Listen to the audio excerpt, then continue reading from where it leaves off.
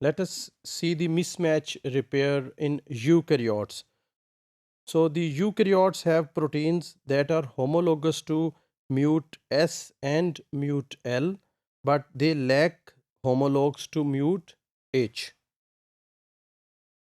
There are three human mut S homologs, and these are designated as MSH2, MSH3, and MSH6, which participate in the mismatch repair system in eukaryotes.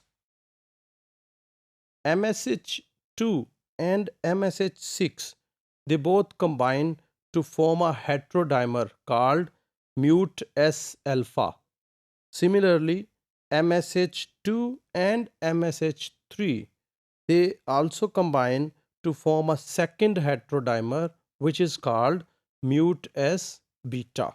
So there are two heterodimers, one is mut S alpha and the other is mut S beta.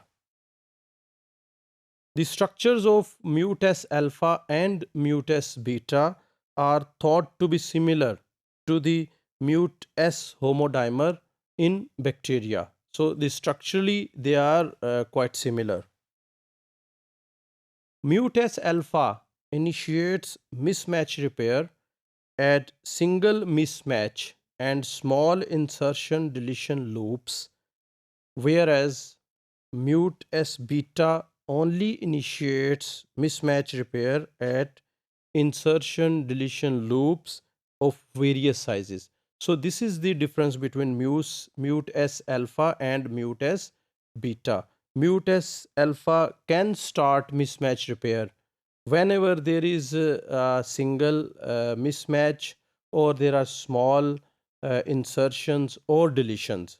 So this mut S alpha can start repair, but the mut S beta, it can only start mismatch repair when there is insertion or deletion of various sizes. So this is the difference between mut S alpha and mut S beta.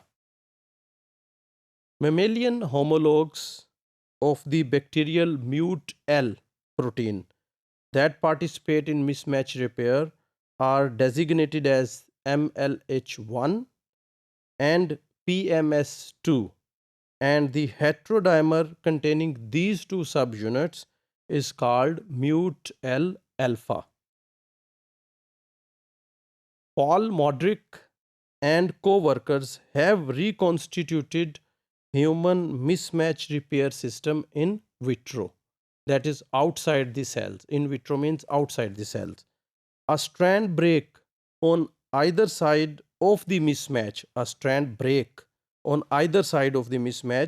is sufficient to direct the repair.